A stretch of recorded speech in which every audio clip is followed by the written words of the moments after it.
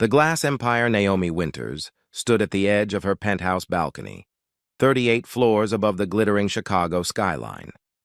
The autumn wind caught her auburn hair as her fingers traced the architectural model beside her, a community arts center design that would never be built.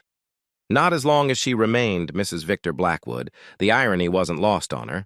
Before marriage, she'd been one of the most promising architects in the Midwest, known for sustainable designs that transformed neglected spaces into vibrant community hubs. Now at 34, she was primarily known as the elegant wife of Victor Blackwood, founder and CEO of Blackwood Technologies, the fastest-growing artificial intelligence company in the country. There you are. Victor's voice cut through her thoughts, smooth as polished granite. He emerged onto the balcony in a perfectly tailored Tom Ford suit, his dark hair styled with precision. At 45, he commanded attention with an intensity that had once excited her. Now it made her skin crawl. "We leave in 20 minutes. The Harrison Foundation is expecting us promptly at 8. "I've finished the donation proposal for the children's wing," Naomi said, turning toward him. "I thought I might present it myself tonight." Victor's smile tightened at the corners. "That's sweet but unnecessary. I've already prepared remarks about our philanthropic vision." He straightened her emerald necklace, fingers lingering on her collarbone. "You know how these events work, darling.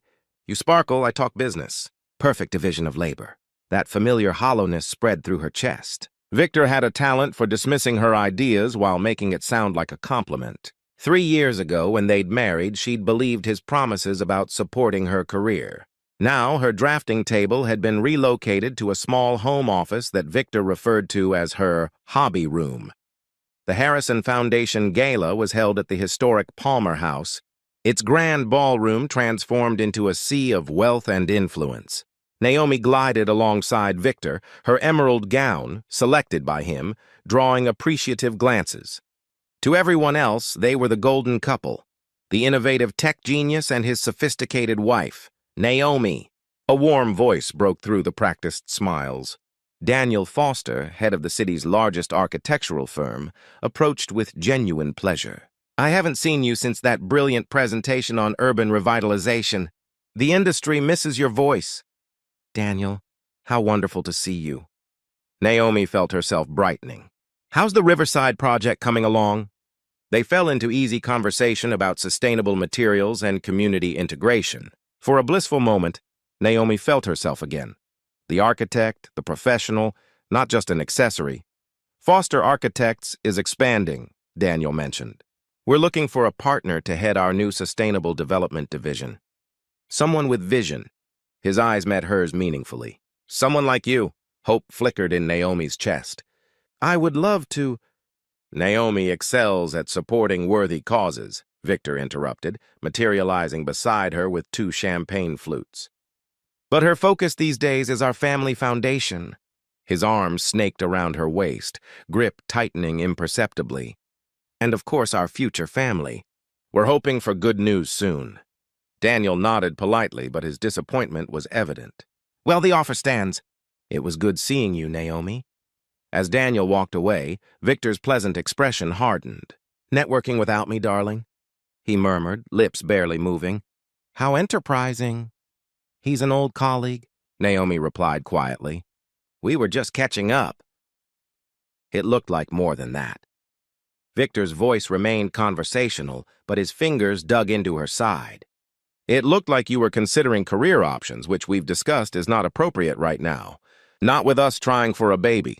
"You decided that, Victor." "Not us." A flash of anger crossed his face. "Not here," he hissed, steering her toward a quieter corner of the ballroom. "I will not be undermined at my own event." "Your event?"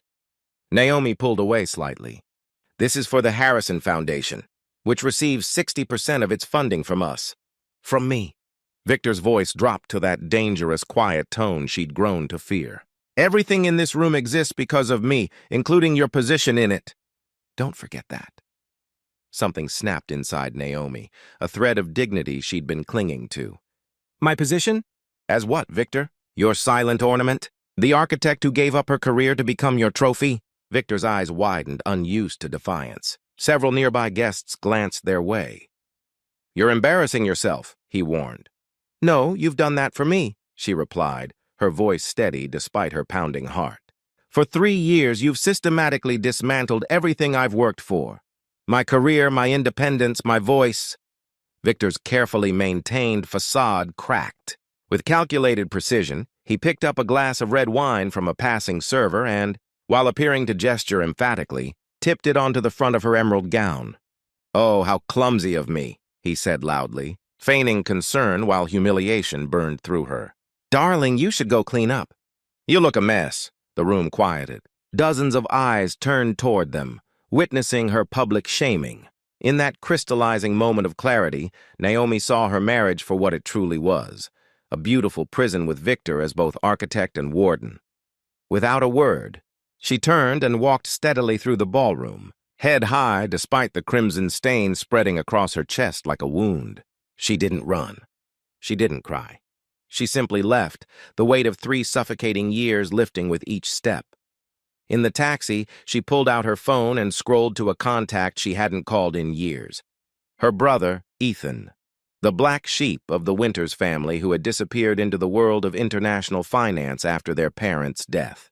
They'd grown apart after her marriage, Victor had seen to that, calling Ethan unnecessarily intense and bad for their brand. Her finger hovered over the call button as she realized the true extent of her isolation. Victor had methodically separated her from everyone who truly cared about her, including the one person who had always protected her. She pressed call. It rang twice, Naomi. Ethan's voice was exactly as she remembered. Quiet, measured, surprised. Ethan, she whispered, her composure finally breaking. I need help.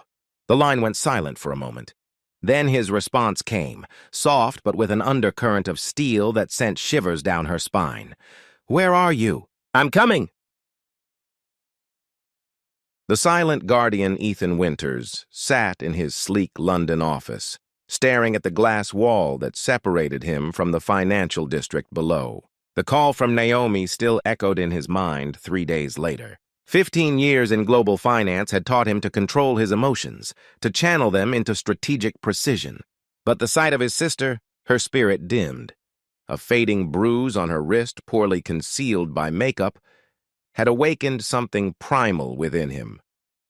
You have the Cayman transfer documents ready for review, Mr. Winters, his assistant, Priya, announced from the doorway. Thank you, he replied, not turning from the window. And the background report? Complete. She placed a folder on his desk. Blackwood Technologies. Full financial history, major shareholders, board members, competitors, and personal details on Victor Blackwood. Ethan finally turned. At 41, his features mirrored Naomi's. Same amber eyes, same quiet intensity. But where she radiated warmth, he projected calculated reserve. He'd built Winters Capital into a silent powerhouse, operating in the shadows of global finance. Few knew his name. Fewer still knew his influence. He preferred it that way. What do we know about their chief financial officer? Ethan asked, opening the folder. Regina Patel. Brilliant with numbers, uncomfortable with Victor's aggressive growth projections. Potential pressure point? Ethan nodded, scanning the documents. Victor Blackwood had constructed a tech empire worth $18 billion in just 8 years. Impressive, but built on shifting sand, overvalued acquisitions, creative accounting, and the sheer force of Blackwood's charisma. The foundation was fragile. One strong wind could topple it. Ethan would be that wind. Book the jet to New York, he instructed, and contact Franklin about assembling a specialized team. This requires delicate handling. That evening, in a private dining room at an unmarked restaurant in Mayfair, Ethan met with Dominic Franklin, a former intelligence operative who now specialized in corporate counterintelligence. You understand this isn't a standard acquisition, Ethan said after explaining his objective. This is a dismantling, but it must appear organic. No direct connection to me or my sister. Dominic, silver-haired and sharp-eyed, nodded. Controlled demolition, not an explosion. We engineer the collapse, then let gravity do the work. Precisely. Ethan sipped his water. He never drank alcohol during strategic discussions. I want 3 phases. First, create doubt in the market. Second, Find the pressure points inside the company. Third, when he's vulnerable, expose the man behind the myth. The personal angle is critical, Dominic noted. Blackwood's reputation is his company's greatest asset. And his greatest vulnerability, Ethan agreed. We'll need a journalist. Someone respected. Someone who can't be dismissed as tabloid sensationalism. I know someone at The Atlantic, Olivia Reeves. Her exposés have toppled bigger men than Blackwood. Ethan's phone buzzed with a text from Naomi. She was safely installed in his Manhattan apartment. But Victor was flooding her with messages, alternating between manipulative apologies and veiled threats. Time is of the essence, Ethan said, sliding the phone away. Victor is already trying to regain control of the narrative. We move immediately. The following week, Ethan watched from his New York office as the first domino fell. A respected financial analyst published a report questioning Blackwood Technologies' valuation, citing concerns about their flagship AI platform's market penetration. The stock dipped 4%, nothing catastrophic, but enough to raise eyebrows. 2 days later, an anonymous source leaked information to a technology blog about delays in their next-generation product. Another 3% drop. Victor responded predictably, a forceful CNBC interview dismissing the concerns as competitor-driven rumors. He appeared confident, but Ethan noticed the telltale signs of strain, the tightened jaw, the slightly disheveled hair, the defensive posture. He's feeling it, Dominic observed during their secure video call. Phase 2? Ethan nodded. Activate our contact in the company. Regina Patel, Blackwood's CFO, received an encrypted email that evening containing internal documents she'd never seen, projections showing that Victor had been presenting wildly different growth numbers to the board versus what he reported to his executive team. The email came with a simple message. You'll be the scapegoat when this house of cards falls. The next morning, Regina requested an urgent meeting with 2 board members, ostensibly to discuss accounting concerns. Seeds of internal doubt were planted. Meanwhile, Naomi was rebuilding herself in the sanctuary of Ethan's Manhattan apartment. Her first week had been spent in a fog of guilt and uncertainty. By the second week, she'd set up a small drafting table and begun sketching again, tentative at first, then with growing confidence. You should apply for the position at Foster Architects, Ethan suggested one evening as they shared takeout overlooking Central Park. Naomi looked up in surprise. How did you— I pay attention, he said simply. You mentioned Daniel Foster's offer. Victor would never allow it. Victor no longer dictates your life. Ethan's voice remained gentle, but his eyes hardened. And soon, he'll be too preoccupied to interfere. Naomi studied her brother. What are you doing, Ethan? Restoring balance, he replied cryptically. The third week brought a series of coincidences that Victor couldn't possibly connect. A major institutional investor quietly sold their position, citing portfolio rebalancing. 2 key engineers resigned simultaneously to join a competitor. A planned partnership with a Japanese conglomerate was mysteriously delayed. Blackwood Technologies' stock slid from $246 to $189, erasing nearly $3 billion in market value. Victor became increasingly erratic in public appearances, snapping at reporters and making grandiose promises about future technology that his R&D team couldn't possibly deliver. The pressure was building, but Ethan was patient. The true devastation would come from within. On a rainy Thursday, Regina Patel received another anonymous email, this one containing audio of Victor in a board meeting, blaming her for the accounting irregularities that were damaging investor confidence. It was clear he was setting her up as the fall person. That same day, the company's president of operations, Thomas Wayland, found documents indicating Victor was interviewing his replacement. The carefully planted evidence suggested Victor was planning a corporate restructuring that would leave Thomas unemployed. After 8 years of loyalty, neither Regina nor Thomas knew they were being manipulated by Ethan's team. Each believed they were discovering Victor's betrayal independently, and each began making plans to protect themselves. Phase 3? Dominic asked during their nightly update. Ethan glanced at his watch. Not yet. Let the internal pressure build. When the structure is sufficiently weakened, then we'll deliver the final blow. That evening, Naomi received a call from Daniel Foster. She'd submitted her portfolio and application for the partner position 2 weeks earlier. "We'd like to offer you the role," Daniel said. "Your community-centered designs are exactly the direction we want to take the firm." Tears welled in her eyes as she accepted. After hanging up, she found Ethan in his study, surrounded by financial reports and market analyses. "I got the job," she announced. He looked up, a rare smile warming his usually guarded expression. "Of course you did. You're exceptional, Naomi. You always have been." She sat across from him, studying the papers on his desk. "This is all about Victor, isn't it?" "You're taking him down." Ethan didn't deny it. He built his success by controlling and diminishing others. "By your suffering." His voice remained calm, but his eyes burned with quiet intensity. "There are consequences for that. I never asked you to destroy him, Ethan. You didn't have to." He closed his laptop. "Some men believe they're untouchable. Victor needs to learn he isn't." Naomi wanted to protest, to say it wasn't necessary, but she remembered the years of subtle degradation, the isolation, the fear that had become her constant companion. She remembered standing on that balcony, contemplating a life unlived.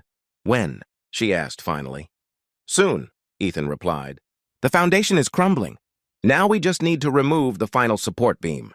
As if on cue, his phone rang. It was Olivia Reeves from The Atlantic. "I verified the sources," the journalist said without preamble. "3 witnesses from the gala, plus 2 former employees who corroborate the pattern of behavior. The article runs tomorrow." Ethan looked at Naomi. "It's time." The reckoning Victor Blackwood's morning ritual hadn't changed in 8 years. Espresso at his penthouse kitchen counter. Financial Times, Wall Street Journal, CNBC on muted in the background. But today something felt wrong. The apartment's emptiness, Naomi's absence, still grated on him 6 weeks later. She would return, he told himself. They always did. He opened his laptop to check the pre-market trading for Blackwood Technologies. The stock had stabilized around $165 after its troubling slide, still down 33% from its peak, but the bleeding seemed to have stopped. He had weathered the storm. Or so he thought. His phone buzzed with a text from his PR director, "Melissa, call me immediately." Before he could dial, his email pinged with a message from Thomas Wayland, his operations president, requesting an urgent meeting with the executive team. Strange, given that Victor himself usually called such meetings. Then came the third alert, a news notification from The Atlantic. The Silicon Emperor's new clothes. Inside the world of Victor Blackwood. Victor's coffee cup slipped from his hand, shattering on the imported marble floor. The headline alone made his blood run cold. With trembling fingers, he opened the article. It was devastating. A meticulously researched expose that wove together his business practices and personal behavior into a damning portrait. There were quotes from former employees about his volatile management style, financial experts questioning his company's accounting methods. But worst of all were the detailed accounts of his relationship with Naomi, including the wine incident at the gala, corroborated by 3 named witnesses. The article painted him not as a visionary leader, but as a narcissistic bully who built his empire on intimidation, manipulation, and smoke and mirrors. The final paragraphs revealed that Naomi had filed for divorce and accepted a partnership at Foster Architects, rebuilding the career he had systematically dismantled. Victor's phone began ringing incessantly. Board members, investors, reporters. He ignored them all, staring out at the Chicago skyline that had once felt like his kingdom. Now it seemed to be closing in on him. By the time he arrived at Blackwood Technologies headquarters, the damage was spreading like wildfire. The stock had plummeted another 15% at the opening bell. The lobby was swarming with reporters, shouting questions about Naomi, about the company's finances, about his leadership. "Mr. Blackwood, is it true you physically intimidated your wife at public events?" "Victor, will you respond to allegations of accounting irregularities?" Are the board members calling for your resignation? He pushed through the chaos, maintaining a rigid smile that felt like a grimace. In the elevator, alone at last, he loosened his tie and tried to steady his breathing. This was a coordinated attack. Someone was trying to destroy him. But who? The answer awaited him in the boardroom, though not in the way he expected. The entire executive team was gathered around the conference table, but no one stood when he entered. Regina Patel, his CFO, sat at the head of the table, his seat. "What is this?" Victor demanded, struggling to maintain his composure. "An emergency leadership meeting," Regina replied coolly. "Please sit down." "In my own company?" He forced a laugh. "I don't think so."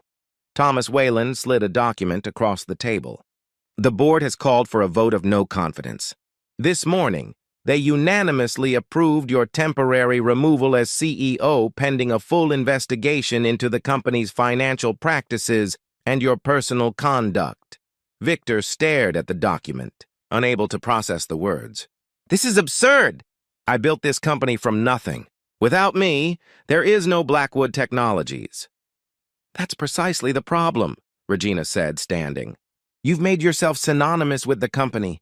Your personal disgrace is now our corporate crisis. The stock has lost almost half its value. Partners are distancing themselves. Clients are reviewing contracts. Your behavior has become an existential threat to the company's survival." "My behavior?" Victor's voice rose dangerously.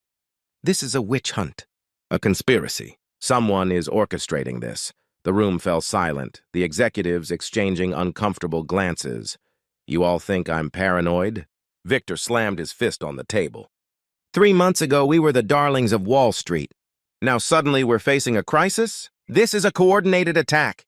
"Victor," Thomas said quietly, "the only attack is the one you've been conducting against this company with your reckless leadership and treatment of others. The Atlantic article just brought it into the light. Security was called when Victor refused to leave voluntarily. The humiliation of being escorted from his own building, past employees who averted their eyes, was complete. Outside, the press caught it all, the mighty Victor Blackwood, dethroned and disgraced. In the back of his car, Victor finally allowed himself to contemplate the true scope of his fall. His phone contained dozens of missed calls, but one text message caught his eye, from a board member who had been a long-time ally. "You might want to look into Ethan Winters. He's been acquiring shares through shell companies. Nearly 8% now. Ethan Winters, Naomi's brother." The name triggered a distant memory, a warning Naomi had once given him. "Ethan protects what he loves." "Always has." Victor had dismissed her then. Ethan was just a financial bureaucrat, a nobody who operated in the shadows while Victor commanded center stage. But now a cold realization washed over him. He'd been played, masterfully, methodically, mercilessly. He directed his driver to the Four Seasons. He needed a drink and a plan. As he sat at the bar, downing his second scotch, a news alert flashed on the television. Blackwood Technologies stock had been halted after falling 28% in a single day. The market cap had shrunk by nearly $10 billion in 6 weeks. His empire wasn't just damaged, it was collapsing. "Mind if I join you?" Victor froze at the quiet voice. He turned to find Ethan Winters sliding onto the adjacent bar stool, immaculately dressed in a charcoal suit, his expression placid and unreadable. "You," Victor hissed. "This was you."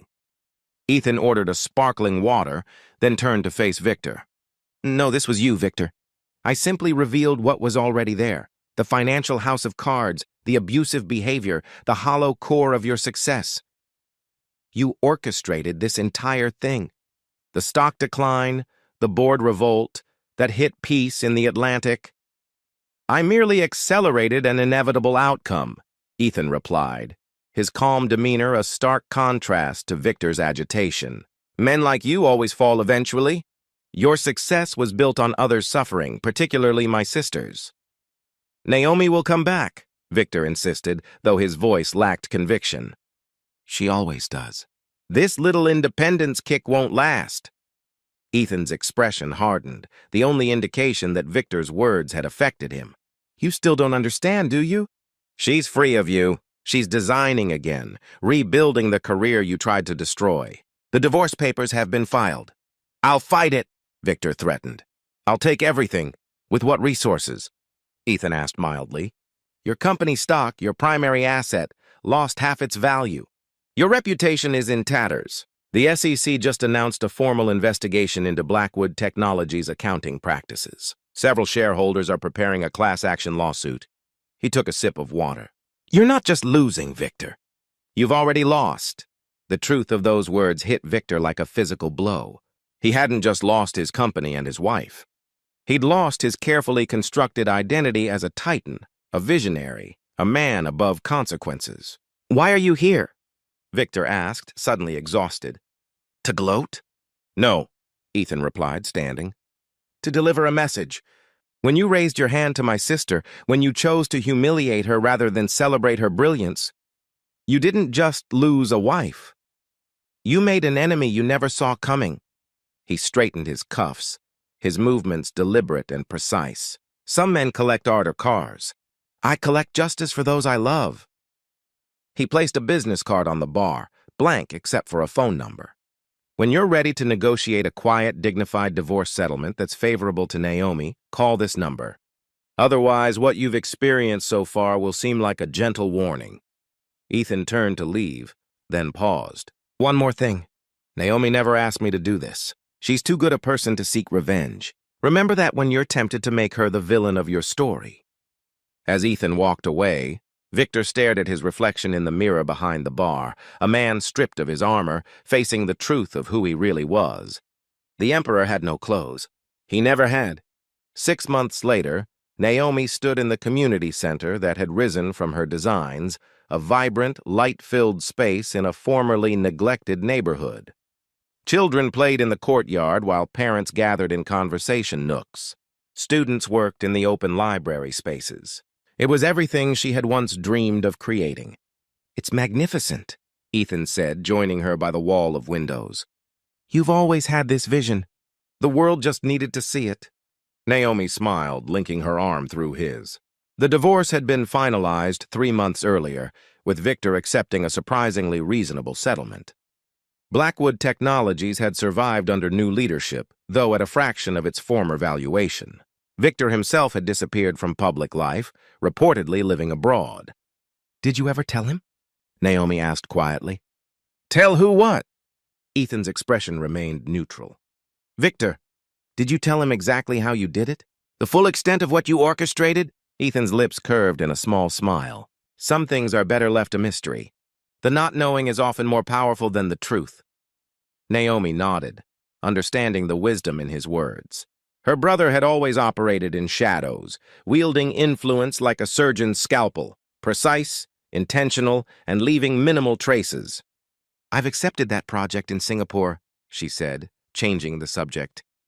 I'll be there for 6 months designing a sustainable housing complex. Singapore is beautiful this time of year, Ethan replied. I have an office there. Perhaps I'll visit. They stood in comfortable silence, watching the community that had sprung from Naomi's vision. Neither spoke of Victor again. Some ghosts needed no further exorcism. Outside, the afternoon sun illuminated the center's entrance, where a small plaque bore the name of the architect, Naomi Winters. Just Naomi Winters. Her name, her vision, her legacy, unbound, and finally her own.